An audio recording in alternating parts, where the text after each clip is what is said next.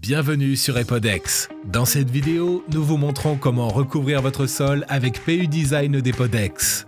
Le support doit être à niveau, porteur, sec, avec une résistance suffisante à la traction et à la compression, et propre. La poussière, l'huile, la graisse et les agents de démoulage doivent être retirés au préalable par une méthode appropriée.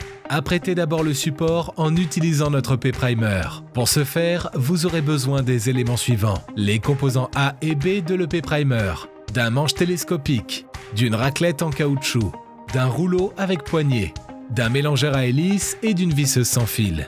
Versez l'intégralité du composant B dans le composant A et mélangez soigneusement pendant environ 3 minutes. Nous recommandons ensuite de verser le mélange dans un autre récipient et de remélanger. Versez le matériau et étalez-le à l'aide d'une raclette en caoutchouc.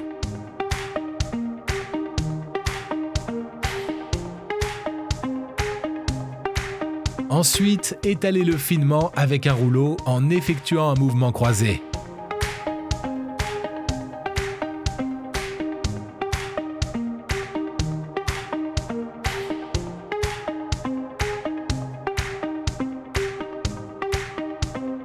Laissez le matériau durcir à 20 degrés Celsius pendant au moins 14 heures, mais pas plus de 36 heures.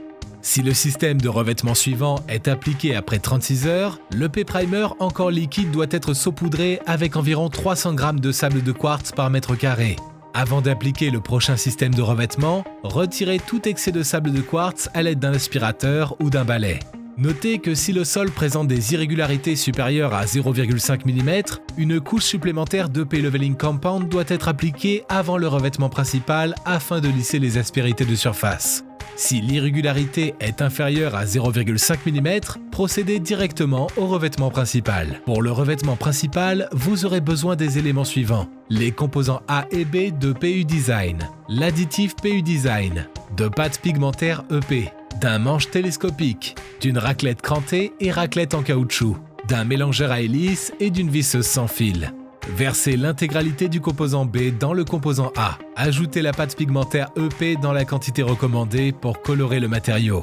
Ajoutez l'additif PU Design dans la quantité spécifiée et mélangez soigneusement pendant environ 3 minutes. Nous recommandons ensuite de verser le mélange dans un autre récipient et de remélanger. Versez le matériau et étalez-le avec la raclette crantée.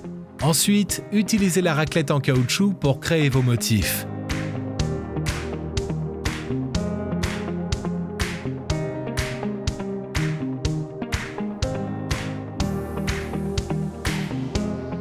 Laissez le revêtement durcir complètement. Pour obtenir une finition mate, nous recommandons d'appliquer en finition notre PU Finish. Pour ce faire, vous aurez besoin des éléments suivants. Les composants A et B du PU Finish, d'un bac à peinture, d'un manche télescopique, d'un rouleau avec poignée, d'un mélangeur à hélice et d'une visseuse sans fil.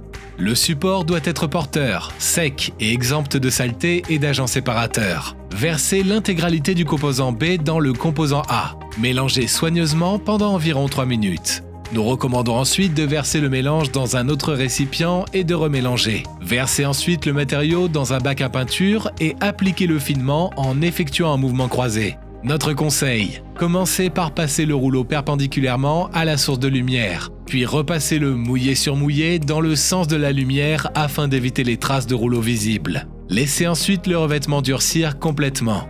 Nous recommandons d'appliquer 2 couches. Des informations détaillées sont disponibles sur chaque page produit. Profitez de l'utilisation de nos produits. Votre équipe Epodex.